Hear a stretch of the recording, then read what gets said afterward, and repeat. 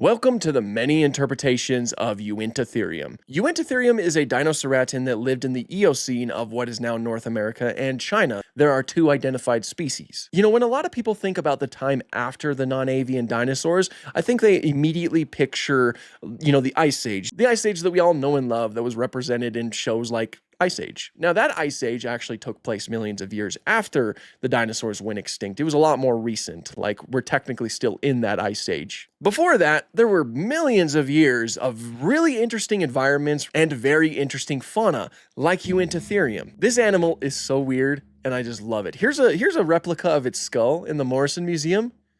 I mean, that's from Star Wars. Uentitherium was always one of those animals that I knew existed, but I never knew much about it. I didn't even really know its name until like a couple years ago. So I was very excited to do some research for this video, and I'm very excited to actually do this video. So yeah, let's just do this video. So first of all, I want to dive into some of the old reconstructions of Uentitherium, like one of the first, that being this 1886 reconstruction right here. This definitely looks like a dragon. You have these really curvy horns going off in all kinds of different directions.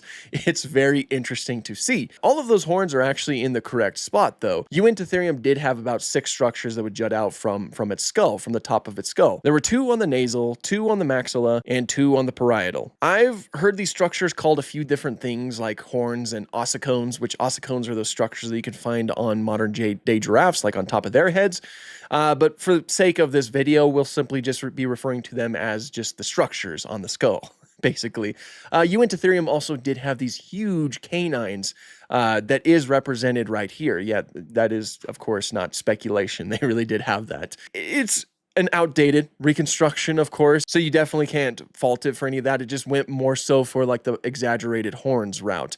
It's really interesting and always really fun to look back at these older depictions. We also have these handsome fellows right here. I think these are meant to be Uentitheriums. I mean, they have the proper structures in the correct spot, and they have those huge canines.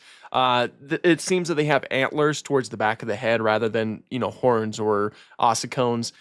Basically 2 horns or spikes, or 2 sets of horns or spikes lowered down on the skull, and more of a trunk. Very interesting depiction indeed. Of course, a very, old depiction. It's dated. It's different from what we're used to nowadays. But after that, we will go ahead and look at a Charles R. Knight reconstruction right here. Now, first of all, those structures are definitely toned back a little bit. This is probably the most common way to portray Uentitherium. Most people do it like this. There's a couple things that I want to mention with this Uentitherium portrayal. First of all, if you notice its environment, it looks pretty lush and warm. Like I said, the environment was not all just ice after the dinosaurs. There was a time where the Earth got pretty dang hot. This is known as the Paleocene-Eocene thermal maximum. This is a point in time when the Earth got probably the hottest it has ever gotten in its history. Take, for example, Colorado. Colorado is a place that Uentitherium has been found. Today, the annual average temperature is around 6 degrees Celsius or 45 degrees Fahrenheit.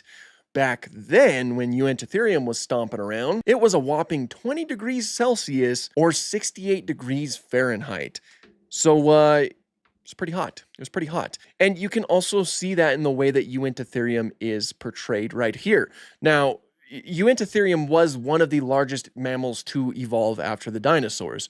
About 10 million years after they went extinct is when Uentitherium shows up in the fossil record. Larger animals, as we know today, oftentimes do have issues with overheating. The bigger you get, the more susceptible you are to overheating. And Uentitherium was definitely no slouch, with a shoulder height of 1.5 meters or 4 feet 11 inches and a weight of around 3 to 4,500 kilograms, or of course 6,600 to 9,900 pounds. It was a big mammal. So chances are, much like modern day elephants, it probably had very sparse fur. So a reconstruction like this, I would say, still holds up pretty well and could potentially be used as a fairly accurate modern day reconstruction. It also does have the flanges, which are those interesting kind of like, I guess, sheaths for its canines. Like they kind of like, they're lined up with it perfectly. And it does have more of like a squared off lip similar to rhinos. There was a point in time where it was thought that it might have had a trunk or a proboscis, similar to an elephant or a tapir, but nowadays that is not the common thought, because it doesn't seem like it was that closely related to those animals, so it seems likely that it would have something similar to this. But I really like Charles R. Knight's reconstruction, and that is a very good one. After that, we have Journey to the Beginning of Time. So this is, yeah, no, all of the skull things seem to match up. It doesn't really seem like it has much of a developed flange, which, like I said, is that structure that kind of grows on its lower jaw. I know that some specimens don't have that structure, so it's not really a fault to the design at all.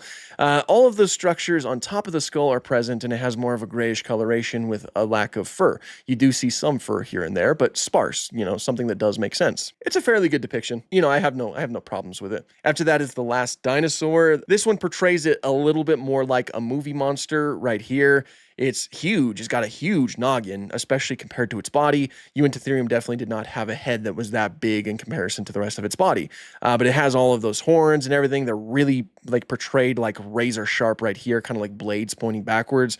It's mostly a stylized depiction, probably made to make them look a little bit more terrifying. Then after that, we actually have a Cup o' Noodles ad with a giant stop motion Uintatherium with a bunch of people trying to attack it. It's kind of like an ad stating, oh, it's difficult to get food, just get a cup of noodles. I believe that's the whole idea of the ad. It's a funny one. I like it. This is an oversized Uintatherium. This Uintatherium is basically like a kaiju right here, which is very fun. And it has all of the traits that we've been talking about, like all of the structures, those canines, everything's here. It's basically completely hairless. And it's another good one. It's another good depiction. After that, I want to talk about a little toy that I used to have. This one right here. It's got a really interesting orange coloration, and it has all of those structures we've been talking about.